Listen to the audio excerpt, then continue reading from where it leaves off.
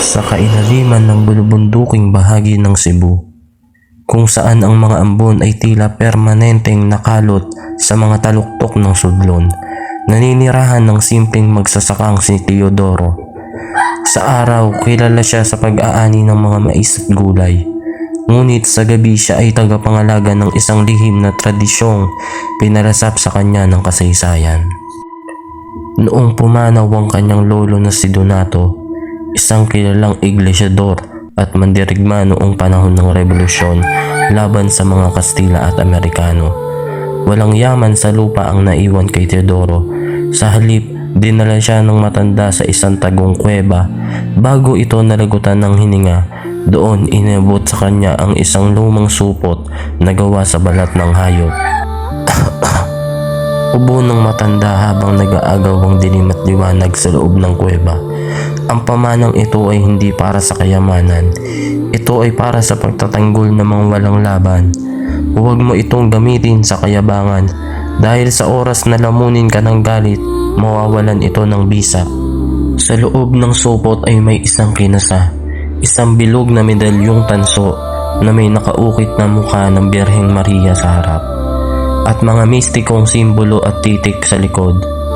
Sa tabi nito ay isang maliit na kwaderno, ang libreta, na may mga sulat kamay na orasyon sa wikang Latin na may halong sinaunang Bisaya. Hindi madali ang maging antingero. Upang magkaroon ng buhay ang tanso, kailangan dumaan si Teodoro sa proseso ng padyon.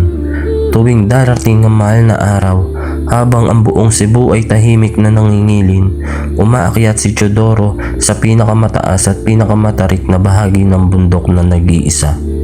Sa loob ng 3 araw at 3 gabi, mula Huwebes Santo hanggang Linggo ng Pagkabuhay, hindi kumakain o umiinom ng kahit isang patak ng tubig si Teodoro. Nakaluhod siya sa ibabaw ng matatalas na bato sa ilalim ng init ng araw at lamig ng gabi. Paulit-ulit niyang binibigkas ang mga orasyong mula sa libreta upang pakainin at buhayin ang anting-anting. Sa huling gabi, habang kabilugan ng buwan, naramdaman ni Teodoro ang matinding panginginig sa kanyang buong katawan. Ang medalyong tanso sa kanyang dibdib ay biglang uminit, tila nagbabagang uling, ngunit hindi nasusunog ang kanyang balat. Doon niya nalaman na tinanggap ng kalikasan at ng langit ang kanyang sakripisyo. Nakamit niya ang kabal ng kapangyarihang hindi tinatablan ng anumang patalim o bala. Isang espiritual na kalasag na humaharang sa anumang masamang engkantasyon. Lumipas ang ilang taon na mapayapa ang buhay sa nayon. Ginamit lamang ni Teodoro ang kanyang lakas sa pagbubuhat ng mga dambuhalang troso o kaya'y sa pagpapagaling ng mga mahiwagang sakit ng mga kapitbahay gamit ang pabulong ng mga orasyong panggamot. Ngunit isang gabi ng Biyernes Santo, nabulabog ang katahimikan ng sudlon. Isang pangkat ng armadong tulisan na pinamumunuan ng isang malupit na lalaking nagngangalang Gulayat ang bumaba mula sa kabilang kabundukan. Kilala si Gulayat na walang awang nagnanakaw. Sila ng mga alagang baka, sumusunog ng mga sasa na bahay at nananakit ng mga sibilyan para sa pera. Ilabas niyo ang lahat ng inyong salapi at pagkain, sigaw ni Gulayat habang nagpapaputok ng kanyang rifle sa hangin. Nagsisigawan ang mga kababaihan at bata, nagtatakbuhan patungo sa kagubatan. Isang matandang lalaki ang sinipa ng isang tulisan nang tumanggi itong bigyan ng kanyang kaunting ipon. Nang makita ito ni Teodoro mula sa kanyang bintana, naramdaman niya ang pagtibok ng medalyon sa kanyang dibdib. Alam niyang dumating na ang oras upang tuparin ang pangako sa kanyang lolo. Dahan-dahang naglakad si Teodoro patungo sa gitna ng nayon. Hawak niya ang medalyon sa kanyang kaliwang kamay, habang ang kanang kamay ay nakataas, walang dala kahit isang kutsilyo o kahoy. "Sino ang hangal na ito?" tawa ng isang tulisan. "Gusto mo bang maunang mamatay?" Hindi sumagot si Teodoro. Ipinikit niya ang kanyang mga mata at pabulong na binigkas ang orasyon para sa proteksyon. Naiinis ang pinuno na si Gulayat. "Tapusin na yan," utos niya. Isang tulisan ang nagpaputok ng kanyang shotgun direkta sa dibdib ni Teodoro. Ang tunog ay umalingaw-ngaw sa gabi. Inasahan ng lahat na sasabog ang katawan ng magsasaka. Ngunit laking gulat nila nang makitang nakatayo pa rin ito. Ang mga bala ng shotgun ay tila tumama sa isang pader na bakal. Nayupi ang mga ito at isa-isang pumatak sa tuyong lupa na parang mga munting bato. Walang kahit isang patak ng dugo. Walang kahit isang dungis sa kanyang lumang kamiseta di chino. Isang antingero, bulong ng isang takot na tulisan sabay atras. Mga duwag sa itakdaanin, sigaw ng isa pang tulisan na may hawak na mahaba at matalim na sundang. Sumugod ito at buong lakas na tinaga ang leeg ni Teodoro. Ang tunog ay parang dalawang espada nagbanggaan. Ang sundan ng tulisan ay nabali sa dalawa, ngunit ang leeg ni Teodoro ay walang kaano-ano sa puntong iyon. Nagliwanag ang nakaukit na krus sa dibdib ni Teodoro at isang kakaibang lakas ang bumalot sa paligid. Sa takot na baka sila ay nakikipaglaban sa isang engkanto o direktang sugo ng langit, nagsimulang magtakbuhan ng mga tulisan. Iniwan nila ang mga ninakaw nilang hayop at kagamitan. Si Gulayat na natira sa gitna ng daan ay sinubukang magpaputok muli, ngunit ang kanyang baril ay biglang pumalya at sumabog sa sarili niyang kamay dahil sa lakas ng enerhiyang nakapalibot kay Teodoro. "Huwag na kayong babalik dito," malamig na sabi ni Teodoro habang nakatitig sa sugatang pinuno. Nagmamadaling gumapang paalis si Gulayat at sumunod sa kanyang mga tauhan pabalik sa kadiliman ng gabi. Mula sa gabing iyon, hindi na muling pinasok ng mga masasamang loob ang nayon ng sudlon. Si Teodoro ay patuloy na namuhay bilang isang simpleng magsasaka. Ngunit sa tuwing dadaan ng mga tao sa kanyang munting kubo, nag-aalis sila ng sombrero bilang tanda ng labis na paggalang sa lalaking nagtataglay ng kapangyarihan ng lupa at pananampalataya.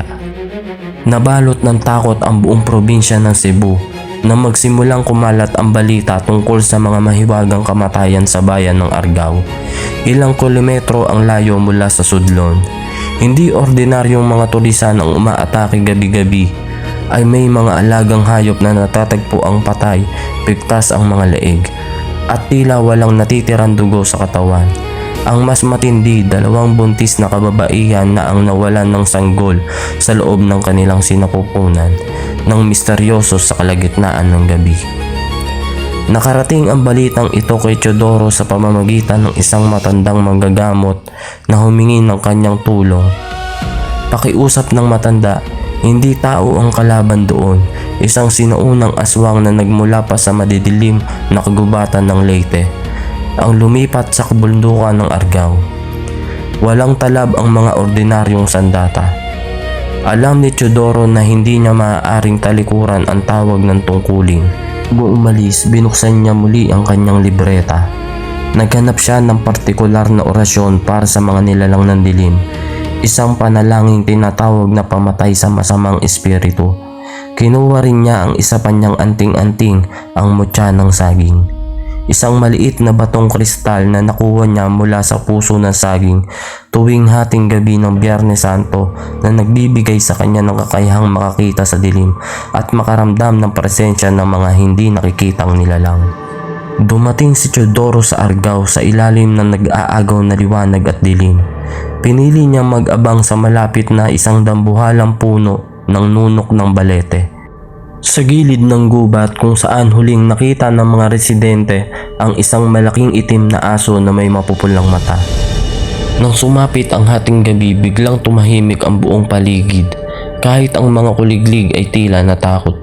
Naramdaman ni Teodoro ang biglang pag-init ng medalyon sa kanyang dibdib, isang babala na malapit na ang panganib. Sa itaas ng puno, narinig niya ang tugtog ng pakpak. Tik tik tik tik tik tik tik tik tik. Malakas ang tunog na ayon sa matatanda ay nangangahulugang malayo pa ang aswang. Ngunit gamit ang mutya ng saging, alam ni Teodoro na panlilinlang lamang ito. Ang nilalang ay nasa mismong itaas na niya. Isang dambuhalang nilalang na may katawan ng tao, ngunit may pakpak ng paniki at matatalas na kuko ang bumagsak mula sa puno direkta sa likod ni Teodoro. Sa isang iglap, binaon ng aswang ang kanyang matutulis na kuko sa likod ng magsasaka. Ngunit dahil sa kapangyarihan ng kabal, tumunog lamang ito na parang kawayang pinukpok sa bato. Hindi bumaon ang mga kuko sa balat ni Teodoro. Nagulat ang aswang at umatras, sabay buga ng isang nakakapagaspas na iyak at galit. Hindi ka ordinaryong mortal, ungol ng aswang. Gamit ang isang boses na tila nanggagaling sa ilalim ng lupa, lumaki ang katawan nito, naging isang dambuhalang lobo na may mukhang tao at muling sumugod ng mas mabilis. Sa bilis ng aswang, naaabot nito ang leeg ni Teodoro at sinubukang kagatin ito upang baliin. Habang nakikipagbuno, hinawakan ni Teodoro ang kanyang medalyong tanso at hinarap ito sa mukha ng halimaw. Pabulong niyang binigkas ang matinding orasyon. Sator Arepo Tenet Opera Rotas, sa ngalan ng banal na krus ang dilim ay mapapawi, ang masama ay mawawalan ng lakas. Sa pagkatapos ng orasyon, isang nakakasilaw na liwanag na kulay ginto ang sumiklab mula sa medalyon. Ang liwanag na ito ay tila totoong apoy para sa aswang. Napasigaw ang nilalang sa matinding sakit habang nangingitim at napapaso ang balat nito tuwing natatamaan ng liwanag ng anting-anting. Sinubukan ng aswang na lumipad paalis upang tumakas, ngunit itinaas ni Teodoro ang kanyang kanang kamay, itinuro ang nilalang at binagkas ang orasyong pampako, Krusen, Saktam, Saubam, Stapam, Tere. Biglang naging parang semento ang hangin sa paligid ng aswang. Hindi nito makaiwas ang kanyang mga pakpak at bumaksak ito ng malakas sa lupa. Parang nakapako ang mga paa sa putik. Dahan-dahang lumapit si Teodoro sa nakahandusay na aswang. Alam niya ang mga nilalang na ito ay biktima rin ng mga itim na sumpa. Kinuha niya ang kanyang libreta, nagbuhos ng kaunting langis na may halong bentitang tubig at mga ugat ng halamang gamot sa kanyang hinanda. At ibinuhos ito sa ulo ng nilalang habang nagdarasal para sa kaluluwa nito. Sa huling pagkakataon, umungol ang aswang. Ngunit sa pagkakataong ito ay hindi galit kundi tila pasasalamat. Ang itim na balahibo at pakpak nito ay dahan-dahang natunaw at naging abo, hanggang sa wala nang matira kundi ang hangin ng madaling araw. Nang sumikat ang araw, natagpuan ng mga taga-Argao si Teodoro na tahimik na nakaupo sa ilalim ng puno ng nunok, nag-aayos ng kanyang tsinelas. Mula sa araw na iyon, bumalik ang kapayapaan sa Argao.